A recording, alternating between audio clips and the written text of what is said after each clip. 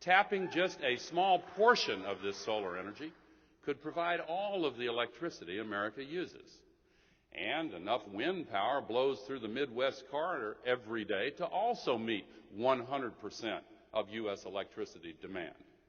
Geothermal energy, similarly, is capable of providing enormous supplies of electricity for America. The quickest, cheapest, most efficient, and best way to start using all of this renewable energy is in the production of electricity. In fact, we can start right now using solar power, wind power, and geothermal power to make electricity for our homes and businesses. But to make this exciting potential a reality and truly solve our nation's problems, we need a new start. That is why I'm proposing today a strategic initiative designed to free us from the crises that are holding us down and to regain control of our own destiny. It's not the only thing we need to do, but this strategic challenge is the linchpin of a bold new strategy needed to repower America. So today, I challenge our nation to commit to producing 100% of our electricity from renewable energy and truly clean, carbon-free sources within 10 years.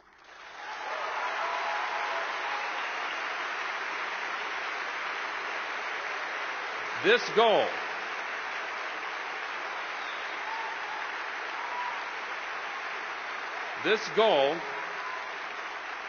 is achievable, affordable, and transformative. It represents a challenge to all Americans in every walk of life, to our political leaders, entrepreneurs, innovators, engineers, and to every citizen. A few short years ago, it would not have been possible to issue such a challenge. But here's what's changed. The sharp cost reductions now beginning to take place in solar, wind, and geothermal power, coupled with the recent dramatic price increases for oil and coal, have radically changed the economics of energy. When I first went to the Congress 32 years ago, I listened to experts testify that if oil ever got to $35 a barrel, then renewable sources of energy would become competitive. Well, today the price of oil is over $135 a barrel. And sure enough, billions of dollars of new investment are flowing into the development of concentrated solar thermal, photovoltaics, windmills, geothermal plants, and a variety of ingenious new ways to improve our efficiency and conserve presently wasted energy. And as the demand for renewable energy grows, the costs will continue to fall. Let me give you one revealing example. The price of the specialized silicon used to make solar cells was recently as high as $300 per kilogram, but the newest contracts have prices as low as $50 a kilogram. You remember the same thing happened with computer chips, also made out of silicon. The price paid for the same performance came down by 50% every 18 months, year after year. And that's been happening for 40 years in a row.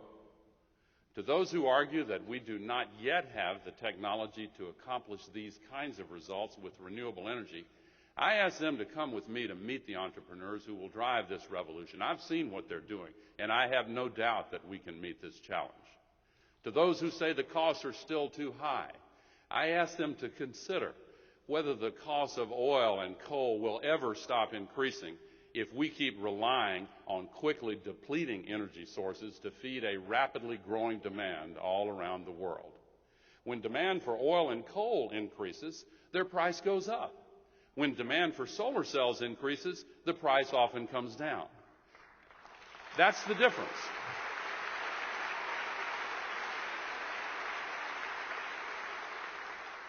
One source of fuel is expensive and going up, and the other source of fuel is free forever.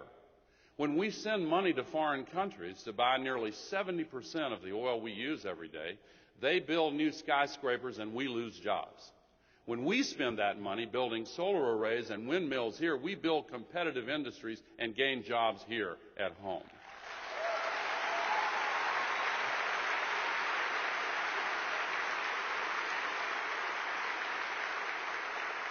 Of course, there are those who will tell us that this can't be done. Some of the voices we hear are from the defenders of the status quo, the ones with a vested interest in perpetuating the current system, no matter how high a price the rest of us will have to pay. But even those who reap the profits of the carbon age have to recognize the inevitability of its demise. As one OPEC oil minister observed, the Stone Age didn't end because of a shortage of stones. To those who say 10 years is not enough time, I respectfully ask them to consider seriously what the world scientists are telling us about the risks we face if we don't act in less than 10 years. Those leading experts predict that we have less than 10 years to make dramatic changes in our global warming pollution, lest we lose our ability to ever recover from this environmental crisis. When the use of oil and coal goes up, pollution goes up, as it's doing right now. But when the use of solar, wind, and geothermal increases, pollution comes down. To those who say the challenge is not politically viable, I suggest they go before the American people and try to defend the status quo, and then bear witness to the people's appetite for dramatic change. The time is now.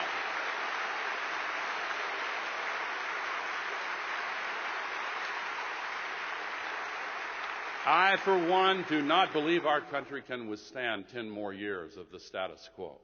Our families can't stand 10 more years of gasoline price increases. Our workers can't stand 10 more years of job losses and outsourcing of factories. Our economy can't stand 10 more years of sending $2 billion every 24 hours to foreign countries for oil. And our soldiers and their families cannot take another 10 years of repeated troop deployments to dangerous regions that just happen to have large oil supplies.